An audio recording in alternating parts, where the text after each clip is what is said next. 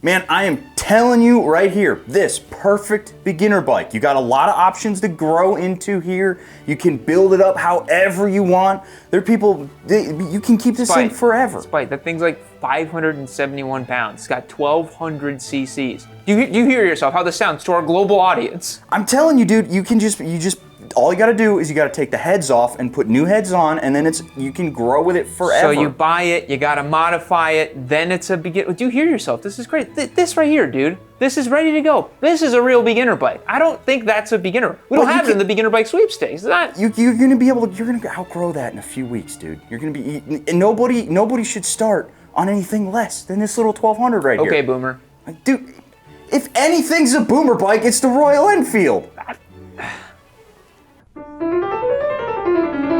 Alright guys, for today's video, we're having a little bit of fun because we're trying to figure out if the Sportster really is a beginner bike. It is really a beginner bike. I'm telling you right now. Okay, well, we're gonna find out today. He's very excited to tell you if it's a beginner bike or not.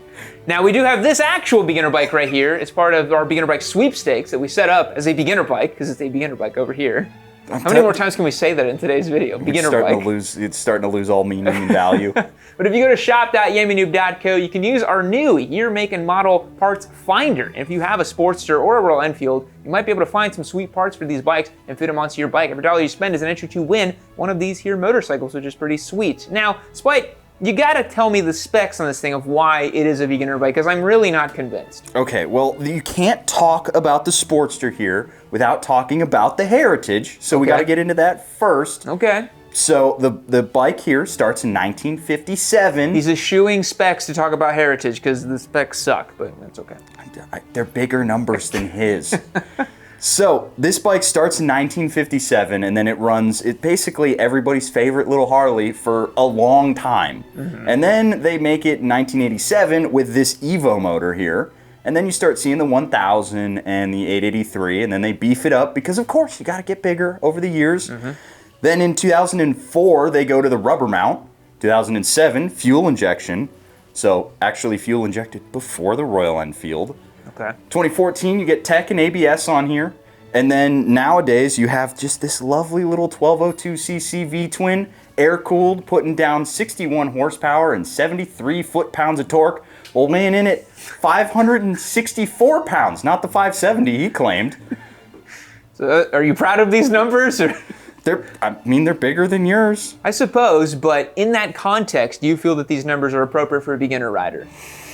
It's tough to say. Honestly, I will say, breaking character a little bit, that this is a big package for the average beginner. But I do think that there's a lot of room to grow for perhaps a returning rider on a Sportster like this. Yeah. Well, I mean, the thing is, lots of people have made this their beginner bike, and there's only one way to find out if it is. You got to get it out on the road. All right, folks, here we are out on the road with the Sportster 1200. We're trying to see if this is a proper beginner bike. And, Spike, I don't know if it is, you know? Like, I think a lot of people convince themselves that they can start on this and they shouldn't get the 883 because the 883 is such a dog. But is this really a decent beginner bike? What do you think? So, my perspective on it is a little bit warped because I'm sitting here on the Royal Enfield, and you know, this thing is just so nice by comparison. Everything is lighter and it feels smoother, and the power band is literally perfectly appropriate. You know, this thing feels there's no ifs, ands, or buts about this being a beginner bike. Yes. And then, having spent a lot of seat time on a bunch of different Sportsters, it can be tough to make the case for the 1200. Yeah, I mean, I agree. I think I look at it from the beginner's rider's perspective, where they want something approachable, they want something easy to understand, easy to ride. And a used 1200, I mean, we literally were just on the side of the road having to like diagnose a weird electrical problem this bike had. Turns out the fuse came out of the top of the little plug-in. Buying a used 1200 is going to be a little intimidating for beginners in a lot of ways. So you're dealing with the used bike thing. You're also dealing with ergonomics that are a little compromised. You know, like I literally just touched peg down there without even trying. And I think that might spook a beginner rider. You know, if you're just trying to lean your bike over and then you're touching down hard parts, that's really going to spook you and catch you out. This bike's mass too, it's like 571 pounds.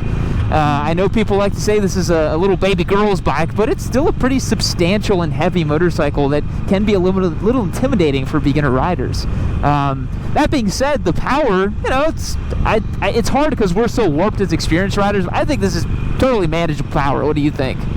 Yeah, it is making like Z650 numbers, which is comical when you think that it's literally almost half the size of the Z650. Yeah.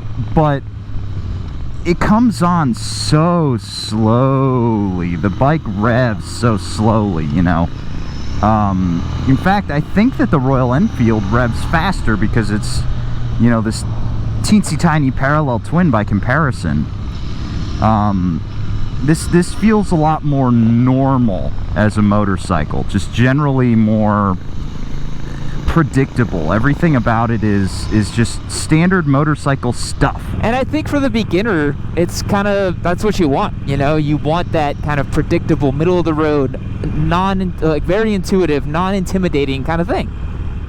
Yeah. However, there is one point that I wanted to talk about while we were out here, and that's the sort of heritage vibe of both of these motorcycles. You know, we can talk endlessly about performance, and we are going to do a roll race. We're going to see whether or not the Sportster can keep up with the Royal Enfield or vice versa, I suppose. Man, I think if the Sportster doesn't beat the Royal Enfield by at least 3 bike lengths. I mean, the Enfield is such a dog. Like, it's so slow. A Ninja 400 would just obliterate the Royal Enfield, so if the Sportster can't do that, that's going to be rough. But you're right, these bikes are not about their performance, it's about their heritage. Yeah, and I gotta give the nod to the Sportster, you know. The Royal Enfield, for how nice it feels, because it does feel very good as a motorcycle. It has this sort of modern Triumph quality about it, where, yeah, it looks old school, but it doesn't ride old school, you know? Yeah. I will say, having just taken that bike out on track, I can confirm it does indeed ride old school, but that's just my opinion. Yeah, I mean, flicking it in at 90 miles an hour and having the front end do this, I was like, yep, this feels like an old bike. Yeah, I had to put it back together after it got back in the shop. I was like, what happened to this motorcycle? But generally, it's a modern package, this whole thing. Yes, very much so, very much so. I mean, this engine was developed in 2017. Yeah. So, despite the fact that it is air and oil cooled, despite the fact that it's, you know, pretty low compression and it's not making a bunch of power for its size, it's a modern engine. And you can't really say that about the Sportster. No, I mean, that really puts it into context. You say it was developed in 2017. This was developed literally 30 years before that, in 1987, if I'm not mistaken, right? Yep, that's when the Evo started. And this engine's remained largely unchanged since then, which, again, gives it so much character and charm. I mean, I don't feel like I'm on a 2018 motorcycle. I've ridden 2018 motorcycles. They don't ride like this. This is something else altogether, which is really cool. You know, it's very unique in the world of kind of new bikes that you can go and buy. But Harley is phasing it out, right? Yeah, so I was actually talking with one of the guys from Harley when I was up in South Dakota, which, I mean, that's the most Harley thing you can do, I think. Yes. And he was saying that the Sportsters they're Euro 2, not Euro 5. We're on Euro 5 now. Euro it's like 5.1 or 5.3. That'd be like you go to someone's house, they've got a PlayStation 2, you're like, what the hell? Exactly. So a relic of a different time. They literally cannot sell those in Europe anymore, and they have 2 models left, I believe. I think it's the 48 and the 883 are the only ones left. So the Sportster, it is starting to, at least that incarnation of it's gone the way of the Dodo, which is a bit of a shame. But yeah, in a world of tightening emissions regulations, I definitely understand why they can't make this thing anymore. Makes a lot of sense. But, I mean, I keep coming back to it. I'm like, should a beginner rider start on a 1200 Sportster? I mean, so many of them already do, right? Like, it's a kind of a weird question to ask, and I guess we're just rendering an opinion on, like, okay, like, is this really the right bike to get if you're looking for that authentic heritage modeled motorcycle thing? And honestly, like, it really hits the mark. It knocks it out of the park for that type of thing. This is an old school, like, really authentically cool motorcycle, which a lot of bikes have tried, and they've gone up to bat and tried to emulate, and all of them have failed, you know? Yamaha Bolt, the Suzuki, whatever the you know, all these other metric cruisers that have tried to emulate this style, and they've just not gotten it quite right. They end up with the Royal Enfield effect of it being, you know, kind of muted, kind of modern feeling. I will say right now, I cannot keep up with you. I'm tapped out, wide open throttle. Well, we'll see when we swap bikes. The Enfield, it's this modern take on the old school, and it is the most old school of the modern bikes. Yes. And yeah, it can trend on its heritage, but for me, you can't beat the Sportster. No, the Sportster is really hard to beat in terms of its heritage and aftermarket support and parts availability and the modding and the hot rodding. The other thing about it too is, you know, an Enfield, I think a lot of people they're going to disagree with me. They're not going to like my opinion, but I don't think the Enfield has as much staying power in your garage as a Sportster. If you bought a Sportster, that's a bike that you could keep and tinker and give to your children and just have for forever. You know, like, you could just keep this thing around for decades, and a lot of people do. A lot of people don't get rid of their Sportsters, and they just keep them and do stuff to them and ride them and enjoy them for life, you know? And the Enfield, I don't want to say it has a disposable quality to it. That's pretty unfair, but it does feel like there are better motorcycles that fit the similar bill that the Enfield does. Like, I could definitely see if you got an Enfield, you have it for like maybe 2-3 years in your garage, you get some other bikes and stuff, and then one day you're like, I'm ready to swap it for a Bonneville or something, you know, in that same vein, but just a little more of that panache and character that the Sportster has in spades. There is no direct substitute for a Sportster, really. Nope. Everybody's tried, nobody's nailed it. Mostly because Harley just they made a deeply compromised motorcycle and nobody else wants to. Yeah. But I do think we need to settle it once and for all, Spite. Which bike is faster? For sure. That's what people came here for. Time to do it. Time to do possibly the slowest drag race we've ever done. I say we go ahead and swap at this stoplight and then see what they got. Dude, I'm watching that bike go over these bumps. It looks so out of sorts. It's comical. This is gonna be interesting.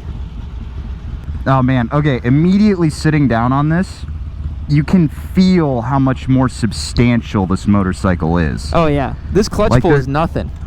Yeah, this thing is, it's a bit of a beefcake. Yeah, it's got an extra 100 pounds on the Enfield. All right.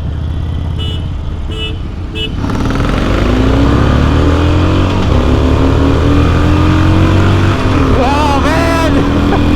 I got it. Man, it ain't by much though. Yeah, you did get me off the jump. I also, this bike I always feel like it's gonna rev higher and it doesn't, and it always catches me off guard, so I definitely cut the limiter twice. Alright. Yep.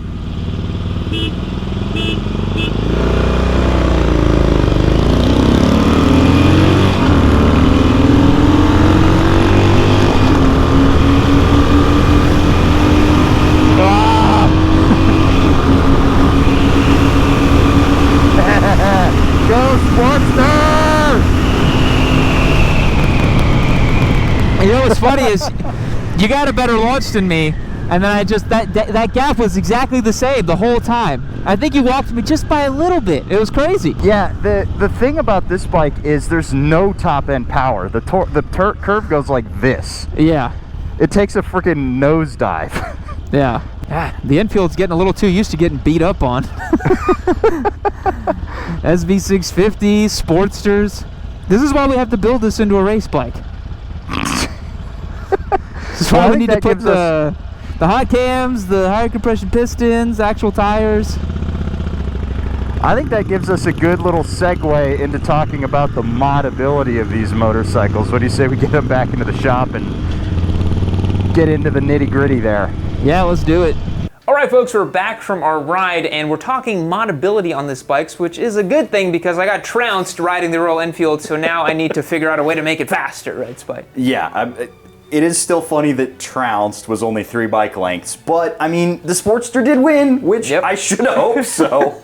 It has almost twice the displacement, so yeah, that is good. But we're talking modability. The Sportster is one of the most, if not the most moddable motorcycle on the road. Absolutely. You could do anything you want to the point where basically you can build your own Sportster using only the frame from Harley Davidson and just parts from everywhere else. It's pretty impressive. Yeah. Super duper cool what you can do. And if you want to keep this bike and you want to build a lot more power out of it, it's work, but it is totally doable to just do a top-end kit on this. There are even 6-speed transmissions you can get for this. Turbo Sportster. People, it is a thing. I've seen it, Turbo Sportsters are out there. Yep. So you can definitely build this motorcycle into something that you could consider an expert bike, power-wise. It's true, yeah. But the Enfield's got a lot going for the modability, too. Absolutely. This thing has the BTR program, the turn them into race bikes, scramblers, all kinds of stuff on this thing. They do a lot to these bikes. You can fit a lot of parts to them, which is pretty cool. That is one thing that really impresses me about this platform is how moddable they've made it.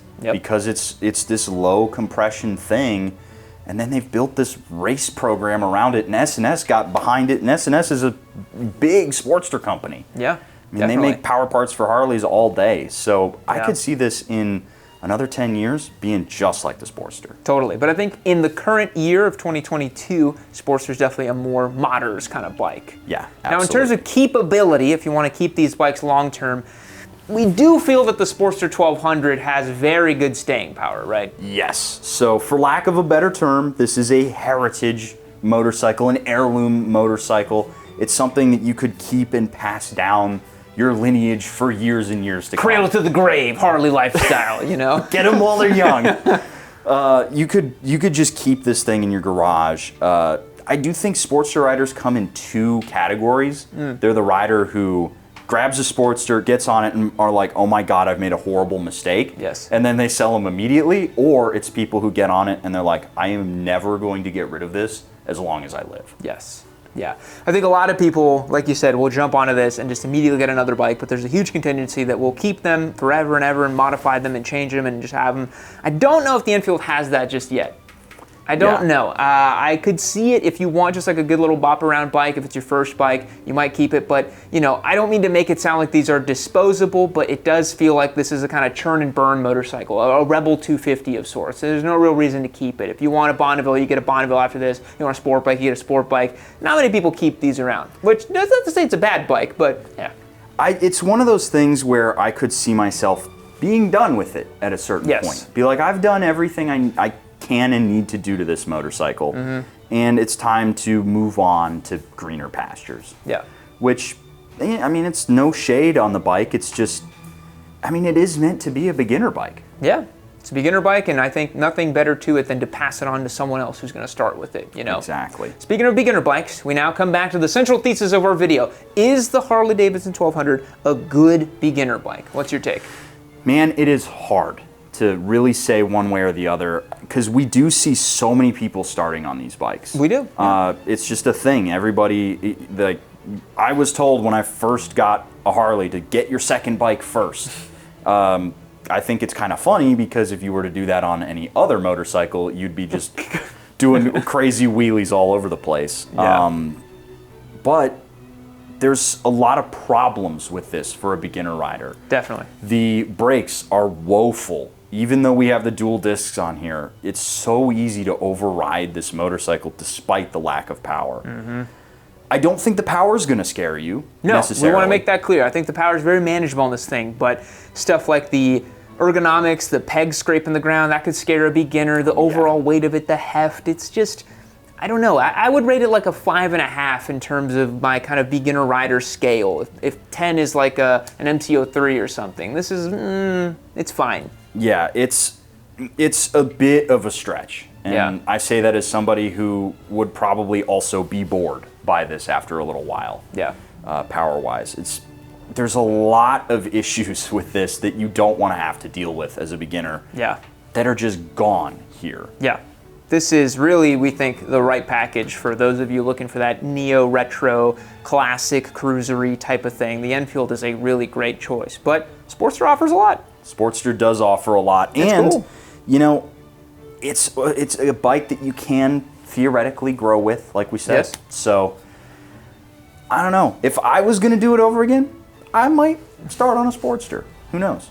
I wouldn't start on either of these bikes, so I'm perfectly honest, but that's because I have different aspirations as a motorcyclist. But with all that being said, folks, we hope you enjoyed today's video. Remember, both of these motorcycles are getting given away. So if you want to check out the Enfield or the Sportster and earn your entries, hit the links down below and check that out. Remember to subscribe, hit the notification bell, and leave us a comment down below on what you thought about today's video. We'll catch you in the next one. See you later. Keep watching.